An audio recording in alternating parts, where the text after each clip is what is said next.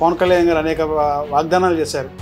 రాష్ట్రంలో మహిళలకు ఏదన్నా అన్యాయం జరిగితే ముందు నిలబడతా అన్నారు. ప్రతి క్రైమ్ ఆడబిడ్డను ఏడిపించిన సోషల్ వెల్ఫేర్ హాస్టల్స్ లో ఎంతమంది సుగాలి ప్రీతి అలాగైపోయింది. సుగాలి ప్రీతి పేరుతో సుగాలి ప్రీతికి న్యాయం జరిగినప్పుడు మరి ఎవరికి న్యాయం జరుగుతుంది? జ్యుడిషియల్ క్యాపిటల్ పెట్టిన ప్రయోజనం ఏంటి? మీరు పవన్ కళ్యాణ్ గారు అధికారం చేపట్టడానికి అదొక ఉదాహరణ. డిప్యూటీ సీఎం అయ్యారు. కొణిదెల పవన్ కళ్యాణ్ అనే నేను 1 year అవుతుంది. కనీసం సుగాలి ప్రీతి అలాగే ఉంది. సొంతంగా నా సమస్య వల్లే తీసుకుని ప్రతి మహిళా సమస్య తీరుస్తానన్నారు.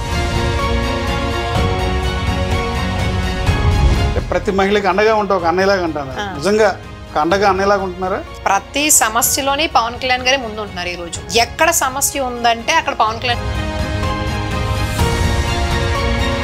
ప్రత్యక్షంగా ఆయన పాల్గొన్న ఏమన్నా మహిళలకు న్యాయం చేసిన ఉదాహరణ చెప్తారు. అంటే మీరు అలా రాష్ట్రంలో ఇప్పుడు పవన్ కళ్యాణ్ గారి నాయకత్వంలో పార్టీ ఎలా ఉంది? అధికారం రాకముందు ఎలా ఉంది? ప్రెసిడెంట్ అధికారంకి వచ్చారు, కూటమిలో 1 of the person గా ఉన్నారు. గేమ్ చేంజర్గా మారారు పవన్ కళ్యాణ్. అప్పటికిప్పుడు చూస్తే పార్టీ బలపడిందా బలహీనపడింది? బలపడిందనే చెప్పుకోవచ్చు. ఎందుకంటే ఒక స్థానంగా ఉన్న పార్టీ 21 స్థానాలకు వచ్చి రేపు ఇంకా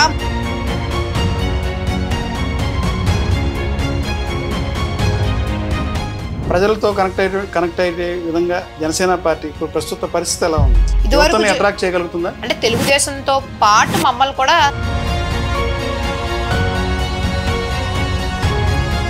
ఎన్నికల ముందు ఉన్నటువంటి స్పీడ్ జనసేన పార్టీలో జగన్ గుర్తుపెట్టుకో, అర్ధపాతాళానికి తొక్కకపోతే నా పేరు పవన్ కళ్యాణే కాదు. ఇప్పుడు ఎందుకని తగ్గిందంటారు ఆ ఫైర్?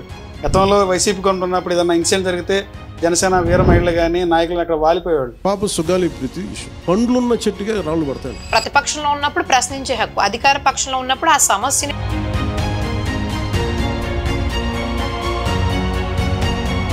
గతంలో ఆరోపణలు ఎదుర్కొంటే నాయకులే ఈ రోజున పార్టీ మారితే పునీతులు అయిపోతారా? అవునండి. ఇప్పుడు వినత కోట గారు ఉన్నారు, జానీ మాస్టర్ ఉన్నారు. ఇలాంటి ఆరోపణలు ఎవరి మీదైనా తప్పుడు ఎలిగేషన్స్ వస్తే వాళ్ళని ఖచ్చితంగా అలాంటి పరిస్థితి లేదంటారు? అలాంటి పరిస్థితి అయితే నాకు ఎక్కడ కనిపించదు. జనసేన బీజేపీ టీడీపీ అంతా హ్యాపీగా ఉన్నారు.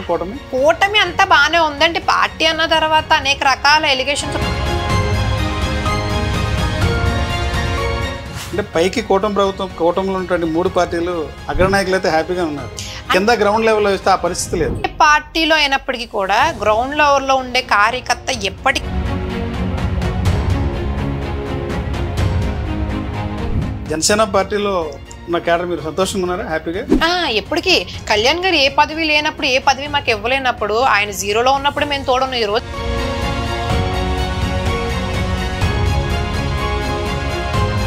అంటే జనసేన పార్టీ ఎమ్మెల్యేలు పేరుకే ఎమ్మెల్యేలు, కానీ పెత్తనం అంతా టీడీపీ వాళ్ళ దగ్గర.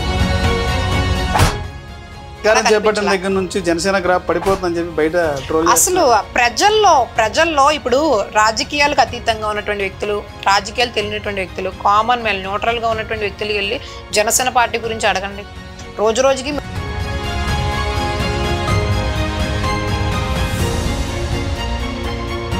అంటే ఏడాది కాలంలోనే ప్రజలు అసంతృప్తిగా ఉన్నారు, వ్యతిరేకత వచ్చింది అనేది వైసీపీ చెప్పింది. నిజంగా వ్యతిరేకత వచ్చిందా పార్టీలో? ఇప్పుడు ప్రజలకి ఏవో కావాలి, కోట్లు కావాలి. ప్రతి ఓడికి 50, 60, 70 కోట్లు కావాలి. అవి ఇవ్వగలుగుతుందా ప్రభుత్వం? వ్యతిరేకత అంటే ఏముందండి, మాకు అవి కావాలి, ఈ కావాలి, ఈ కావాలి, అవి కావాలని అడుగుతారు.